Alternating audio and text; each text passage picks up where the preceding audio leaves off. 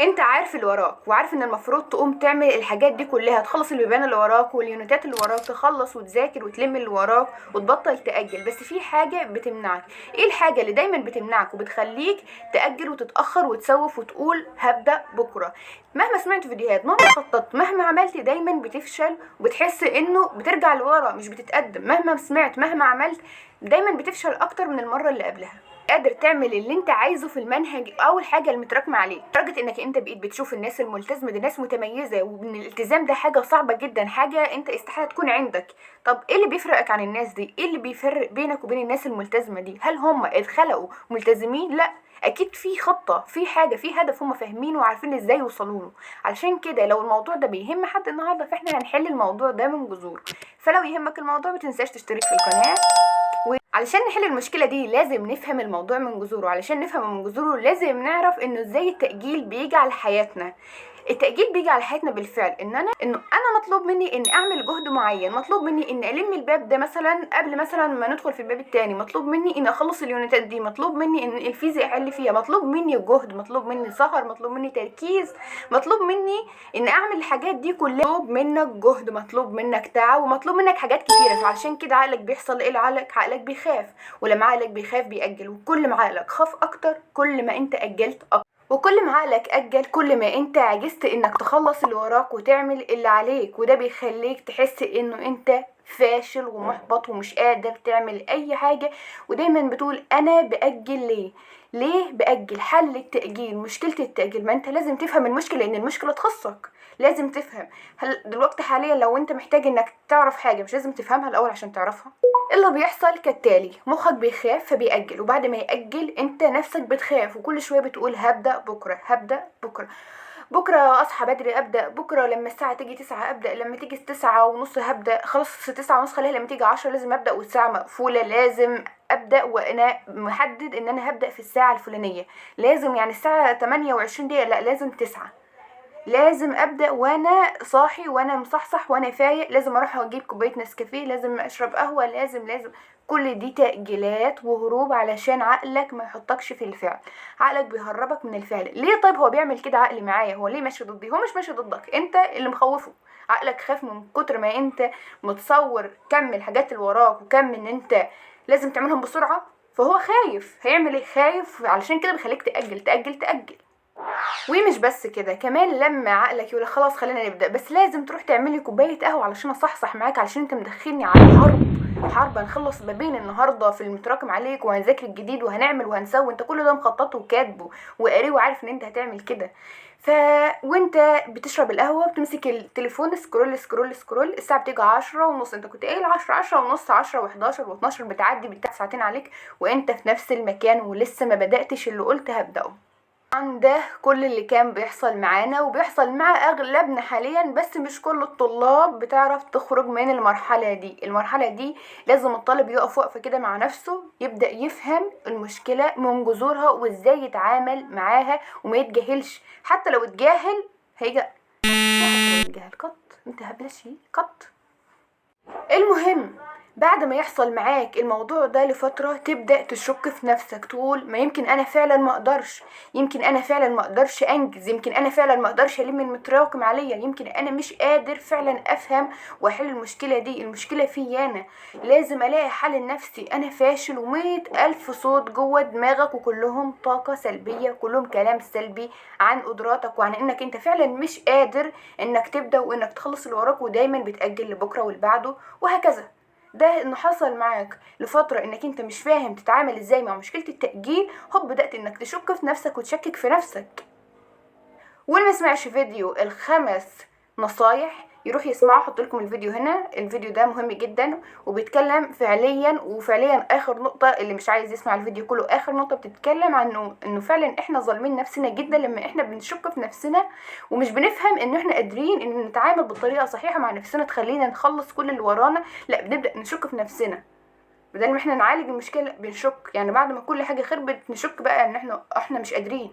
احنا فاشلين، احنا يعني ما عندناش القدر الكافي من الذكاء ان احنا نتعامل. في اغلبنا بيقول يا ريتني كنت بدات من ساعه ما اصحابي بداوا، يا ريت كنت بدات من اول السنه، يا ريت كنت بدات من شهر 12، يا ريت كنت بدات من شهر واحد او من بدايه الشهر اللي احنا فيه حاليا. خلاص اللي عدى عدى. لو انت فضلت تجلد في ذاتك وفي نفسك على كل حاجه عدت، فانت هيعدي بيك الوقت وهتتحط قدام الامر الواقع اللي هو الامتحان فاضله مثلا بتاع شهر او 30 يوم 40 يوم، هتحطه في الامر الواقع. فاحنا مش عايزين نوصل للامر الواقع واحنا مش جاهزين. احنا بالفعل مش عايزين يا جماعه الوقت يعدي بينا، مش عايزين نتحط في الامر الواقع، مش عايزين نحس ان خلاص الموضوع خرج بره ايدنا. وزي ما قلت انه لسه في وقت، الحمد لله لسه في وقت، لسه مثلا مش قدامنا 5-6 ايام على الامتحان، لا لسه في شهور. تمام. اول حاجه عايزاك تعرف ان انت كل محاولاتك وكل خططك دي غلط وفشل، وما تبررش، ولازم تعترف ان انت غلطان. ازاي؟ ما انا حاولت. انت بتقنع نفسك ان انت بتحاول تبدا، لكن انت بالفعل ما بداتش، وفي فرق كبير جدا. ما تقولش انا تعبت لان انا عماله بحاول ومش قادر، وعماله بحط خطط وبرضه مش قادر، ومفيش حاجه نافعه، والظروف ومشاكل في البيت ومشاكل في الكورسات متراكمه والساعات ومش قادر والنوم وده وده. ما تبررش، انت غلطان في حق نفسك وفي حق مذاكرتك. وبعد ما اتكلمنا عن المشكله دي، لازم تكون عارف انك محتاج بعض الخطوات علشان تطلع من مشكلة التأجيل. ايه هي الخطوات اللي انا محتاجها؟ اول حاجة محتاج انك تلتزم. الالتزام مربوط بشكل كبير بالاصرار والاراده. يعني انا خلاص قررت وفهمت المشكله وخلاص عرفت ايه الحل. هظبط منبه، اصحى في الساعه اللي انا عايزه اذاكر فيها، احط 3 حاجات على ورقه انا المفروض اخلصها النهارده، واركز كويس جدا انه انا مش خايف، بالعكس انا ان شاء الله هقدر اخلص الحاجات اللي ورايا دي. هحط حاجتين قدام لو عندي حاجات كتيره متراكمه عليا، واحط حاجه جديده واحده بس. خلصهم، ولو خلصت فعلا ابدا ذاكر اكتر عادي، محدش هيمنعك. يعني انت لو حاجه بتفيدك محدش هيمنعك، انت بس حط 3 حاجات. وده علشان نخدع عقلنا ان احنا مش خايفين. هما 3 حاجات، حاجتين قدام وحاجه جديده. هيتحفز انه يلم القديم علشان يوصل للجديد، علشان يحس ان هو بينجز. بعد 6 أو 7 ايام تقريبا هتلاحظ انت الفرق بنفسك. هتلاحظ انه ما شاء الله بقيت بتلتزم، بقيت بتخلص الحاجات اللي وراك، لانه بقيت بتجزئ الحاجه وبتصغرها. طبعا هنا هتبدا تضحك على عقلك بحاجه جديده، هتدخل حاجه رابعه على الليسته. واو ما شاء الله، لو دخلت حاجه رابعه على الليسته، تخيل مثلا انت حاطط يونت 7 ويونت 8 وحاطط تحل اول درس في الباب الثالث كيمياء، اول درس في الباب الثاني فيزياء. يعني في حاجات قديمه وحاجات جديده، وكده تكون انت اتحطيت على خط انه خلاص انا منطلق. انا عارفه ان كلامي سهل جدا، واو النصايح بتترص يعني بطريقه تخلي الواحد يحس انه والله بكره يطلع دكتور. عارفه ان كلامي سهل جدا، وكلام كل الناس اللي زيي كلامها سهل جدا، بس انا كمان عارفه ومتاكده مليون في الميه ان التطبيق صعب، لان احنا بنفهم ان احنا لازم نطبق ده النهارده، وبكره بالكتير نكون قضينا على كل التاجيلات اللي علينا، قضينا على كل التراكمات اللي علينا، ولازم نكون منطلقين. طبعا لا غلط انه مثلا اديك ترسم رسمه بيت تاخد منك كام دقيقه؟ 8 دقائق. لكن لو قلت لك انزل على ارض الواقع ابني لي البيت ده في 8 دقائق، هل فعلا هتقدر تبني بيت في 8 دقائق؟ لا. ليه؟ لانه البيت ده محتاج تخطيط ومحتاج ترتيبات ومحتاج حاجات كتيره علشان بيكون بنفس الشكل اللي على الكراسه. فانا بديك الخطه وبقول لك هي محتاجه ايام، محتاجه تعود، محتاجه استمراريه. يعني انا قلت لك 3 حاجات، هتبدا بعد 7 أو 8 ايام تدخل حاجه جديده. انا مش عايزه ضغط، ومش عايزه عقلك اللي هو عايز عقلك ان هو ياخد صدمه وانه خلاص يقف، انا مش قادر ومش عارف وخلينا واقف هنا، يا اما نبدا بكره. مش عايزه كده. فلازم احنا نضحك ونخدع عقلنا، ما نخليش عقلنا اللي بيمشينا احنا نمشيه حتى لو بالبطيء. مع ان هو بينجز هيتحفز اكتر ان هو يخلص اللي وراك. وعلشان تتخلص من التراكم وتكسر عقدة التأجيل، لازم تركز على الحاجات اللي هقولها لك. ادخل اوضتك، اقعد على مكتبك. دخلت وقعدت على مكتبك، قوم تاني شيل كل حاجة بتشتت تركيزك، بتلهيك، بتاخد وقتك، بتخليك تلعب، بتخليك تسرح، بتخليك تفكر، طلعها بره. ولو انت بتشغل نفسك بنفسك، انت كمان اطلع بره، حط الحاجات ورتب نفسك وادخل تاني اقعد على المكتب. بعد ما قعدت على المكتب، طيب انت ليه كلكم بتقولوا بعد عن الموبايل؟ انا اذاكر ازاي لما بعد عن الموبايل؟ يعني بالذكاء كده. انتوا بتقولي بعد عن الموبايل، طب انا طالب مش بنزل سنتر، انا بسمع من اليوتيوب، بسمع مثلا من المحاضرات، محتاج جوجل كروم، محتاج اليوتيوب، محتاج تمام، لكن مش محتاج تيك توك، مش محتاج فيسبوك، مش محتاج انستجرام، مش محتاج. فالغي لو سمحت كل الحاجات دي، لانها والله بتاخد وقت وبتسرق الوقت بطريقه مش طبيعيه. يعني انت مثلا بتبقى داخل تقعد مثلا تفك شوية 5 دقايق، بتوصل مثلا ل3 ساعات، ساعتين، ساعة، وده وقت كبير جدا من انه انت طالب خلاص بتحدد مستقبلك، سنة في عمرك بتحدد مستقبلك. خليك فاهم ان دي سنة في حياتك، تمام؟ دي سنة، يا اما هتكون انت شخص قد المسؤولية وتبطل تفكر بدماغ الطفل اللي هو خلاص هفك شوية 5 دقايق، خلاص هروح اعمل، خلاص هروح اتفرج، خلاص هروح اضيع. ليه؟ ركز الوقت ده اللي بيعدي مش هيرجع تاني، وبعد شهر وشهرين هتندم على الوقت ده. فليه انت بتأذي نفسك بنفسك مع انه انت في ايدك انك تحل المشكلة حتى لو صعبة؟ حلها، لانه هي الحل الوحيد علشان انت تركز. بخصوص موضوع الموبايل، ايه الحلول بتاعة الموبايل غير انه مثلا انا امسك الموبايل اطلعه بره الاوضة زي ما كتير بيقول، او اشيله مثلا، او اديه لماما، او اديه لحد؟ ايه الحل؟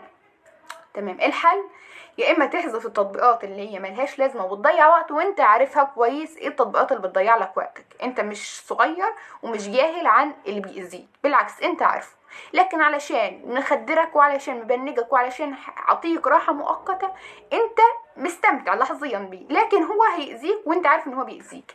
طيب اعمل ايه؟ احذفه. عندك حل، وحل تاني برضو هقوله. يا اما اول حل، وانا بشجع وبرجح الحل ده لانه حلو جدا، انا لسه هعمل حساب جديد ولسه هنزل فبتستصعبها فمش بتعمل، بتحذف كل التطبيقات اللي ملهاش لازمه، اللي بنقعد نسكرول وملهاش اي لازمه، زي تيك توك، انستجرام، فيسبوك، اي تطبيقات عليها فيديوهات وشورتس وبتاع، احذفها. حالة تاني، سجل خروج من التطبيقات، ولما تسجل خروج اعمل قفل التطبيقات دي، بحيث انه تحس انه عمليه صعبه وتروح تحش القفل بتاع التطبيقات، تحس انه عقلك يقولك لا خلاص روح ركز في الدراسه، سيبك من الكلام ده بيضيع لك وقتك. فهنا تبدا عقلك ايه بقى؟ يفوق. ما هو مش ده محاضرات لخلط صقر في الفيزياء، في الكيمياء، اي كان المحاضرات اللي انت هتسمعها. ممكن تطلع الموبايل بره علشان مثلا ما تقولش انا زهقت بقى، المحاضره ساعتين ونص، انا زهقت سمعت نص ساعه، خلينا افتح الموبايل شويه. لا، عايز تفصل شويه، افصل كده من غير ما تمسك اي حاجه، وقول دعاء، اقرا صفحه قران، اعمل اي حاجه الا انك تمسك الموبايل في الفتره دي، لان انت لو مسكت الموبايل هتنسى نص ساعه المدرس بقاله يشرح ويفهمك ويبسط لك الحاجه وانت فهمت. لو مسكت الموبايل صدقني مش هتفهم، هتنسى كل حاجه. انا كنت هناك وبقول الحاجه لانه عدت علينا، كل اللي بيعدي عليك كطالب حاليا عدى على اللي قبليك. دي تحديات ودي مراحل لازم نخرج منها، بس في ناس بتخرج وناس بتفضل قاعده مستنيه اللي بكره ان شاء الله ان شاء الله. لا، في انا حاسس ان هيطلع مني نسخه الشهر الجاي اقوى من دي بكتير وهكسر الدنيا، وده مش بيحصل. تمام؟ فخد الموبايل. هنا ارجح انك تاخد الموبايل فعلا تديه لمامتك. انا مش هاخد الموبايل ده منك غير بعد ساعتين 3 ساعات اكون خلصت المحاضره اللي عليه. ليه؟ بحيث انه ما تدخلش على الواتس. طب ما انا حاسس كل حاجه، في عندك واتس، في عندك فيديوهات في الاستوديو، في عندك بعض الحاجات اللي سبحان الله لازم عقلك والشيطان يشتتك. يلا ادخل على الاستوديو. طب ما انا حاسس كل حاجه، ليه ادخل على الاستوديو؟ هو تضييع وقت وخلاص. تحكم في نفسك وفي وقتك، ما تخليش الشيطان وعقلك يتحكموا فيك. وهنا انا بقول شيطان عشان انا حاسه كل حاجه حرفيا. ليه بروح للاستوديو؟ ليه؟ لكن في ناس يا جماعه متعلقه جدا بالسوشيال ميديا، متعلقه جدا بان هي ما عادش يوم غير لما تشوف ايه الاخبار، تشوف اي حاجه، المهم ايه، ترتبط شويه بالسوشيال ميديا. تمام، ما ترتبطش بموبايلك لان موبايلك ملكك. امسك موبايل حد هو الموبايل بتاعه، تمام؟ موبايل مثلا بابا، موبايل ماما، موبايل اختك، موبايل اي حد. هتعمل ايه؟ هتروح تمسك الموبايل ده بعد ما تخلص المحاضرة، لو انت فعلا خلاص زهقت، بعد ما تخلص المحاضرة هتمسكه ربع، قولها بعد ربع ساعة خديه مني، حتى لو بصي لو هتضربيني خديه مني بعد ربع ساعة. ربع ساعة هتعدي وهتيجي تاخد منك الموبايل وانت كده استفدت بتحكم، وكمان متحكم في وقتك هناك. يعني لازم انضباطات كده والتزامات، هي دي اللي انا بحكي عليها، ان انا اكون محطوط جوه لاين معين، خط معين مستقيم، انا مش هنزل بره الخط ده، ولو نزلت شويه صغيرين حد هيجي يرجعني تاني. فهو ده المفروض ان انت تعمله. مهمه جدا ايه هي الحاجه دي. مثلا انت حددت هتعمل ايه، مثلا هتذاكر محاضره خالد صقر في الباب الثالث، اخر محاضره، تمام؟ تاني محاضره، ايا كان المحاضره اللي عليك، وهتذاكر وتحل الواجب بتاعه اللي في الملزمه بتاعته. بعد قد ايه مثلا من وقت؟ قول بعد 3 ساعات ونص. بعد 3 ساعات ونص تكون مثلا ظابط منبه او حاجه تديها لمامتك، ماما تعالي لي مثلا بعد 4 ساعات اساليني خلصت المحاضره والواجب ولا لا، كده تلاحظيني. فهنا عقلك هيبدا يتحفز انه انجز بسرعه. فاكر عطوا وعد لامك ومخلي امك ان هي تيجي تسالك. فهنا طبعا عقلك عايز يثبت ان هو ايه، ان هو مركز ومصحصح ومتحفز وبيذاكر وبيساعدك، فانت هتخلص، واتحداك لو عملت كده هتخلص. اتحداك تيجي تقولي في الكومنتات انه انا عملت كده وامي جات وانا قلت لها ما خلصتش حاجه. مستحيل مستحيل.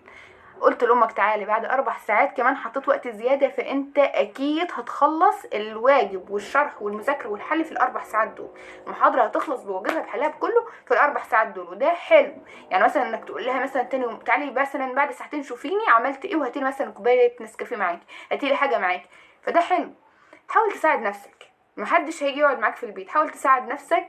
مهمة جدا، ويعتبر ده كل الموضوع. انا بقالي كذا يوم بدرس الموضوع من كذا زاويه، واستذكر الحاجات اللي كانت فعلا بتفيدني وانا بعملها لا اراديا لكن هي بتفيدني، وبقولها لكم. تمام. حاجه تانية هقولها، واحنا قاعدين بنذاكر احيانا بنوصل عند وقت معين في الفيديو بنحس ان تركيزنا نزل لتحت خالص، احنا مش مركزين، احنا في عالم تاني، احنا سامعين بس صوت حد بيتكلم لكن احنا حرفيا مش مركزين مع المعادله اللي بيحلها، مع المساله اللي بيحلها، مع الاتزان، مع مش مركزين مع اي حاجه غير انا سامع صوت لكن انا مش هنا. اعمل ايه هنا؟ توقف الفيديو، ما تكملش، توقف هنا تركيزك، خلاص خلص. يا جماعه افهموا ان عقلنا ليه وقت معين بيكون في اعلى قمه تركيز ليه. انت لو ركزت من اول الفيديو هتوصل لحد 30 دقيقة تركيزك بنفس تركيز أول ثانيتين في الفيديو. هنا تقفل الفيديو علشان ما تسرحش، تقفل الفيديو. مش هقولك ضيع 5 دقايق، هي دقيقة دقيقتين 3، لو وصلت 5 تمام ماشي. قول دعاء، اقرا صفحة من القرآن، اشرب مية، اعمل أي حاجة في نفس الأوضة، ما تطلعش برا الأوضة. تمام. وطبعا ده مفيد جدا علشان تقدر تحافظ على تركيزك وتخلص في الوقت اللي انت حددته لوالدتك او اختك او اي حد، اللي هو ال4 ساعات. هيفيدك جدا، هيخليك بنفس تركيزك، كمان هيقلل المذاكره وهيساعدك في انك تحل. وانا ارجح انك انت تحل الكيمياء في نفس اليوم اللي خلصت فيه محاضره الكيمياء، لسه حاضره في ذهنك. وبغير كده المستر بيكون مكرر بعض من الاسئله في الواجب، فبتحس انه حالل وفاهم وكويس خالص. تمام. غير انك انت ذاكرت بطريقه تركيز دماغك، انا هركز 30، هفصل 5 3 دقايق دقيقتين، هعمل اي حاجه في الدقيقتين دول ان شاء الله، حتى افصل الفيديو واقوم اوصل للدولاب وارجع تاني عادي جدا. غيرت وضعيتك وترجع تاني للفيديو تكمل عادي جدا. دي حاجات هتفيدك. انا عايزه تركيزك يكون قوي، مش عايزاه ان هو ينزل وبعد مثلا الفيديو وصل ساعه نرجع نص ساعه التاني. ليه كل ده؟ علشان ما وقفناش 5 دقايق، لا نقف ال5 دقايق عادي، ما عندناش اي مانع.